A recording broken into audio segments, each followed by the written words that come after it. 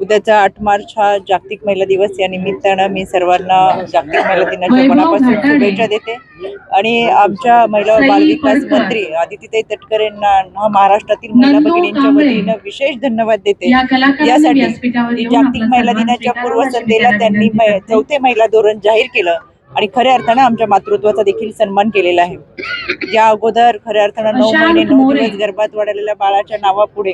आईने जरी बाळंतपणाच्या काळात सहन केले असले तरी नाव हा पित्याचं असायचं, पण या चौथ्या महिला धोरणामध्ये नाव आता मातृत्वाचं त्या आईचं असणार आहे आणि खऱ्या अर्थानं एक सृजनता आणि या मातृत्वाचा सन्मान या निमित्तानं होतोय।